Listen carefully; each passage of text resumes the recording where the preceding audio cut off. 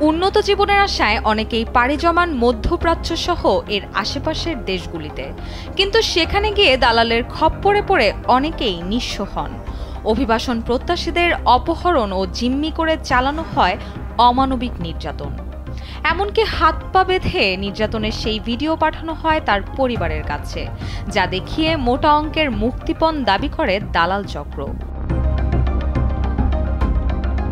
বিশেষ করে লিবিয়ায় এমন ঘটনা নতুন নয়। দালাল চক্রের খপ্পরে পড়ে নির্যাতিত হয়েছে অনেক বাংলাদেশি। নির্যাতনের ভিডিও দেখিয়ে ভুক্তভোগীর পরিবারের কাছ থেকে মুক্তিপণ আদায়ের এমন নতুন অভিযোগ পেয়েছে পুলিশ।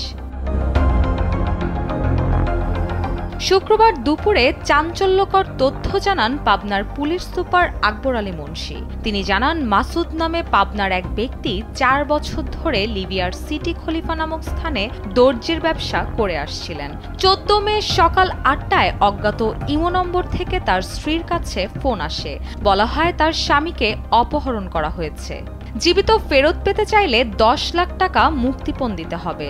টাকা না দিলে মাসুদকে প্রাণে মেরে ফেলারও হুমকি দেওয়া হয়। অপহরণকারীরা ভুক্তভোগীর স্ত্রীকে বাংলাদেশি একটি বিকাশ নম্বরে টাকা পাঠাতে বলে।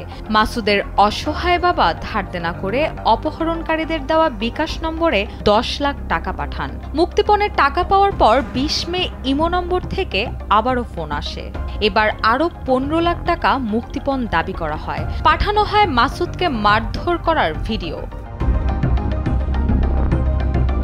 এক পর্যায়ে মাসুমের মা মলিনা খাতুন পাবনা সদর থানায় অভিযোগ দায়ের করেন, যা বেশ গুরুত্ব দিয়ে তদন্ত করে পুলিশ।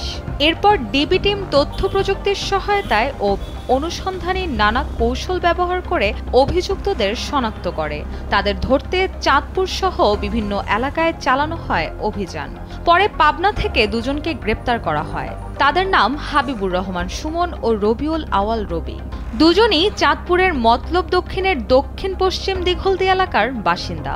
গ্রেপ্তারকৃতদের সঙ্গে লিবিয়ায় থাকা অপহরণকারীদের পূর্ব পরিচয় আছে বলে জানায় পুলিশ। জানা যায়, দেশে থাকা সুমন ও রবির মাধ্যমেই মুক্তিপণের টাকা লেনদেন করত অপহরণকারীরা। একই সঙ্গে লিবিয়ায় থাকা অপহরণকারীদেরও পরিচয় পাওয়া গেছে বলে জানিয়েছে পুলিশ। অপহৃতকেও দ্রুত উদ্ধারের জোর চেষ্টা চালাচ্ছেন আইন শৃঙ্খলা বাহিনী। রুশা সুর, কালবেলা।